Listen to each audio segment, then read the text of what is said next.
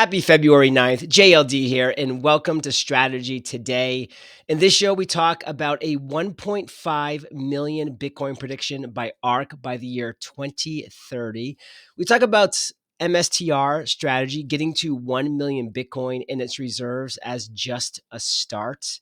We talk about mining versus MSTR. Interesting stuff here. And then disagreement about strategy, disagreement about MSTR, what that means. Then I have an unbelievable video clip of Michael Saylor talking in depth about the 2020 pandemic struggles that started the BSE, the Bitcoin strategic era, and so much more. Now, remember, this is not financial advice, and please comment below with any questions you have, where you're watching from, if you're drinking a cup of coffee, whatever you're doing, comment below. I'd love to hear from you, and let's dive on in. All right, today's first post is from Michael Saylor himself saying that your strategy should be powered by Bitcoin. I love how he's just embracing this brand, just really taking it in and making it what they're doing, MSTR is doing as a business, as a brand going forward. It just makes so much sense. Again, there's the colors, the orange, the white, the black. These are Bitcoin colors. These are strategy colors.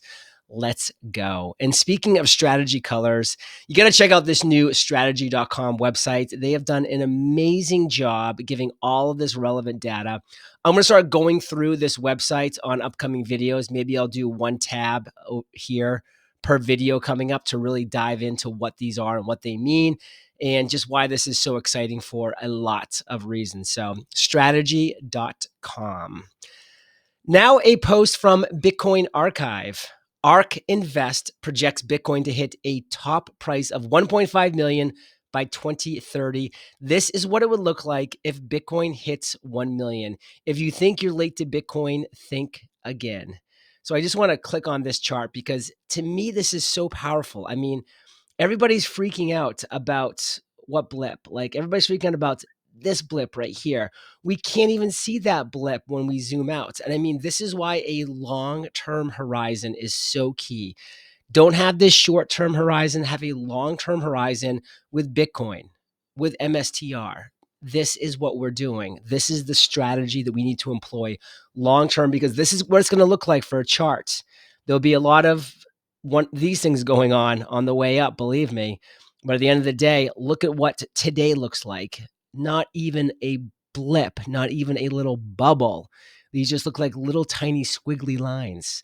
All right, let's keep moving. Bit strategy. I just love the last few posts that they've put out. So I'm going to go ahead and just go through a few here because they're epic. End game theory, 1 million Bitcoin. Some people claim that this is the approximate endpoint on how many Bitcoin we will be able to accumulate, citing a goal once provided by Saylor. However, it isn't clear why proponents of this theory believe our accumulation would cease at this point. What stops this train? Let's think through some possibilities. One, because Bitcoin is too expensive? Well, that doesn't make sense. The rising price of Bitcoin will only increase our ability to acquire more Bitcoin. No entity will benefit more from the rising price of Bitcoin than strategy. We have seen this already. The rising price has helped us buy Bitcoin even faster than we could initially, despite it being more expensive. Two, because fiat has ended. Improbable. Bitcoin is held by a tiny fraction of the population. The fiat system will need to be maintained for decades, if not centuries, to avoid total economic collapse. It will take a long time for Bitcoin to be sufficiently distributed to transition to a Bitcoin-only system, if this is even desired. Three, because there is no Bitcoin available for sale. This is the only situation where our purchases of Bitcoin will cease. If there is still Bitcoin for sale, we will buy it, and therefore our stack will continue to increase. Very few people seem to foresee a future wherein there is no Bitcoin available for sale, bids, but no asks. But this is the future I think we're moving to. It is inevitable due to the reflexivity of credit and collateral. Conclusion.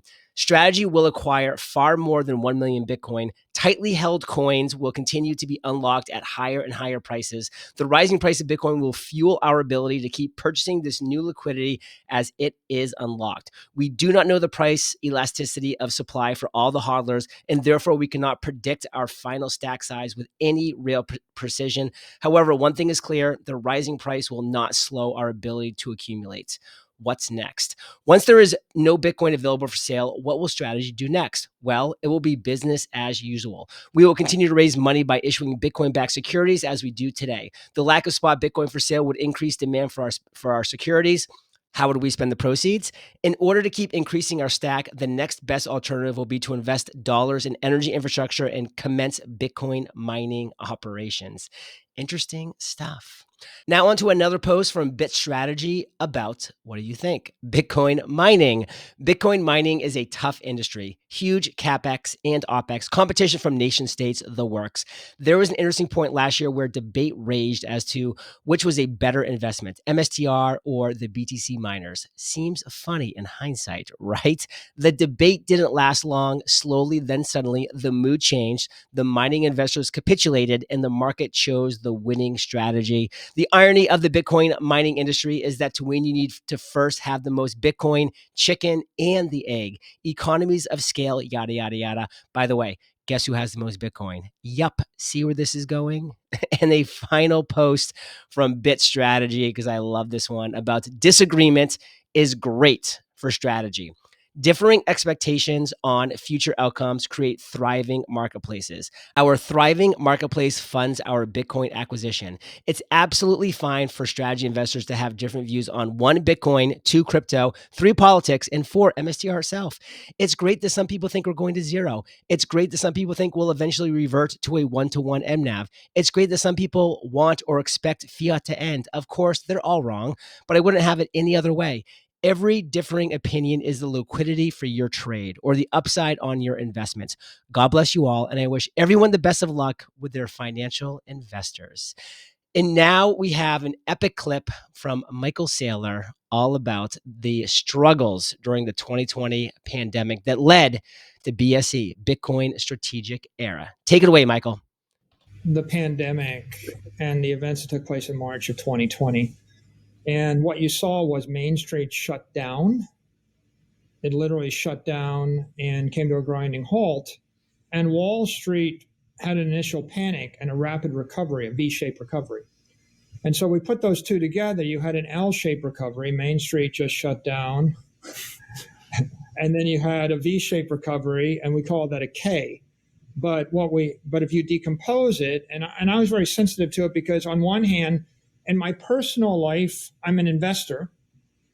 And in my public life, I run a Main Street company. I run a software company that has people that manufactures software that does things.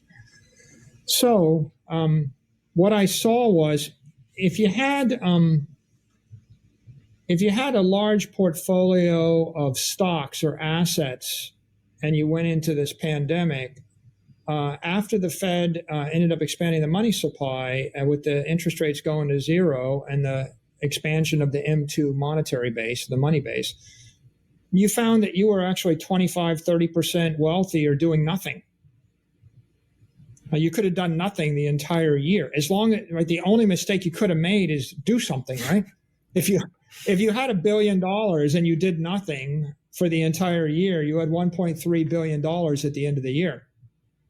On the other hand, if you had a Main Street company and you're generating, let's say, $100 million a year in cash flow and you're valued at $1 billion because of the cash flow, you would have to be generating $130 million after a year to be valued the same, because the value, the assets that the money buy is being devalued by 30%.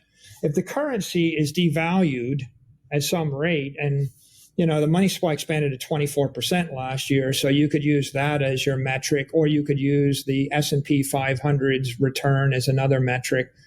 But clearly, the currency devalued, which means that if you're a Main Street company, you had to work 20% harder to get nothing. And if you're a Wall Street company, you had to do nothing to get 20% better. And so what I saw was a shift in balance of power, and a shift in wealth.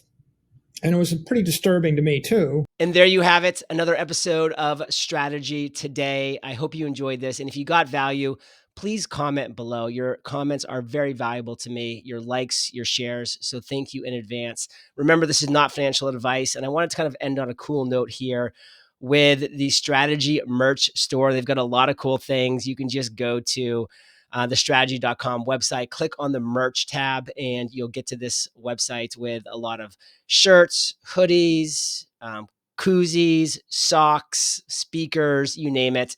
It's just kind of cool to see that Strategy is really embracing the fact that there are a ton of passionate individuals like you, like me, that love MicroStrategy, that now love the new rebrand to Strategy. We love MSTR. We're a fan of what Michael Saylor and the Strategy team are doing, and we want to represent. And I would love to see people rocking this merch. So please enjoy. And until next time, remember, there is no second best. What's the second best? There is no second best.